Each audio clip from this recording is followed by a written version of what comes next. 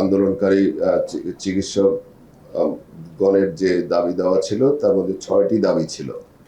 6টি দাবির মধ্যে প্রথম দাবিটির প্রেক্ষিতে আমাদের আলোচনার ভিত্তিতে সিদ্ধান্ত হলো যে FCPS part 1 MD MS phase 1 পরীক্ষায় উত্তীর্ণ হলে সকল বেসরকারি প্রশিক্ষণার্থী ভাতা প্রাপ্য হবেন এবং এই ভাতা প্রতি মাসে পরিশোধ করা হবে। দ্বিতীয় যে দাবিটি ছিল সেটা হলো সরকারের নতুন পে স্কেল বাস্তবায়ন কৌশলের সাথে সামঞ্জস্য রেখে ইন্টার্ন এবং পোস্ট গ্রাজুয়েট ডাক্তারদের বর্তমান প্রদত্ত ভাতা যেটা এখন ওনারা পাচ্ছেন সেটা আমরা আনুপাতিক হারে বৃদ্ধি করা হবে। বর্তমান স্কেলের হলো স্কেল 9, এখন বেসিক হলো 22,500 টাকা আর ওখানে হলো 37,000 টাকা, তাই না? 2,000 টাকার এখানেও ডিফারেন্স। আমরা বলেছি যে এইটা সামনে যে বেতন স্কেল, যে নতুন স্কেল আসলে এই নবম গ্রেড কোন স্কেলে যাবে সেটা তো আমরা এখনো বলতে পারছি না, তাই না? কিন্তু এই যে লেভেল, এই লেভেলটা ওখানে গিয়ে যেই লেভেলে ঘোষণা করা হবে ঠিক সেইটাও আমরা এখান থেকে আনুপাতিক হারে আমরা বৃদ্ধি করব, সামঞ্জস্য রেখে আমরা বৃদ্ধি করব। 3 নম্বর হলো ওনারা বলেছেন যে ডাক্তারদেরকে বিভিন্নভাবে হাসপাতালে অ্যাসল্ট করা হয়, মারধর করা হয় ওনাদের, এই জন্য ওনারা বলছেন যে স্বাস্থ্য সুরক্ষা আইন বাস্তবায়নের জন্য।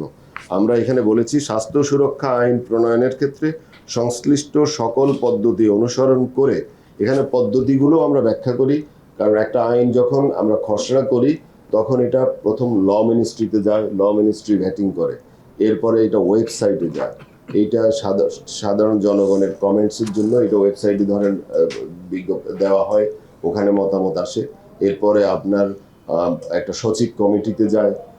এগুলো বিভিন্ন স্তর আছে সরকারের যে রুলস অফ বিজনেস অনুসারে সবগুলো স্তরে আমরা পরীক্ষা নিরীক্ষা করে তখন এটা মন্ত্রী পরিষদ কমিটিতে যায়।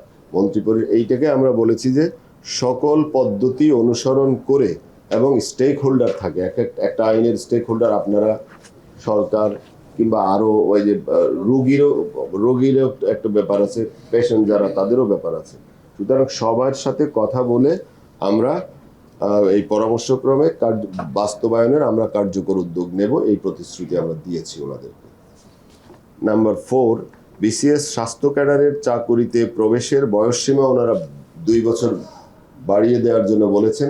এটা আমরা বলেছি এটা সরকারের বিবেচনার বিষয় না, এটা হয়তো আমরা এই যে পাবলিক সার্ভিস কমিশনে এবং অন্যান্য সবার সাথে কথা বলি, তবে আমরা যে এই কমিটি আলোচনার জন্য এসেছি আমরা সুপারিশ করব, এটা আমরা ওনাদেরকে আমরা প্রতিশ্রুতি দিয়েছি। 5, BCPS এবং বাংলাদেশ মেডিকেল বিশ্ববিদ্যালয়ের পরীক্ষার ফি আমরা বলেছি, ওনারা একটা দাবি করেছেন যে এই পরীক্ষার ফি বর্তমানে 11,000 টাকা আছে, এইটা ওনারা দাবি করেছেন যে এটা 1,000 টাকায় নামিয়ে আনার জন্য। আমরা এই বিষয়টি আলোচনা করেছি এবং আমরা আপনাদেরকে আরো জানাচ্ছি যে মাননীয় প্রধানমন্ত্রী এই দাবি দাওয়াগুলো নিয়ে উনি কনসার্ন, উনি বারবারই আমাদের মাননীয় স্বাস্থ্যমন্ত্রী এবং মাননীয় প্রধানমন্ত্রী আমাদেরকে স্বাস্থ্যমন্ত্রীর মাধ্যমে কথা বলেছেন, আমরা টাইম টু টাইম যোগাযোগ করেছি, আমরা এটা জানিয়েছিও। তো মাননীয় প্রধানমন্ত্রী একটা কথা বলেছেন যে যেহেতু এটা BCPS এর বিষয়, ফিটা নির্ধারণ করে এবং BMUর বিষয়, সুতরাং ওনাদের সাথে কথা বলে নেওয়ার জন্য বলেছেন। আমরা ওনাদের সাথে কথা বলেছি, আমরা এটা যৌক্তিক পর্যায়ে নামিয়ে আনবো। 6 বেসরকারি হাসপাতাল, ক্লিনিক এবং মেডিকেল কলেজের ওনারা বলেছেন একটা চাকরির বেতন কাঠামো থাকা দরকার বেসরকারি এতে। আমরা বলেছি বেসরকারি হাসপাতাল, ক্লিনিক, মেডিকেল কলেজে এন্ট্রি লেভেলে কর্মরত চিকিৎসকদের একটি সম্মানজনক বেতন কাঠামো তৈরির ক্ষেত্রে অংশীজনের সাথে আলোচনা করে কার্যকর উদ্যোগ নেওয়া হবে। এই সকল প্রতিশ্রুতির ভিত্তিতে ওনারা আমাদের আলোচনায় সিদ্ধান্ত হয়েছে যে এটা 1 সপ্তাহ মানে 7 কর্মদিবসের মধ্যে আমরা এগুলোর যা অফিসিয়াল কাজকর্ম আমরা করে ফেলবো। আর ওনারা ওনাদের এই কর্মবিরতি, আপনার চলমান কর্মবিরতি, ওয়ার্ড এবং ক্লাস বর্জন কর্মসূচি আপনার স্থগিত থাকবে ওনাদের।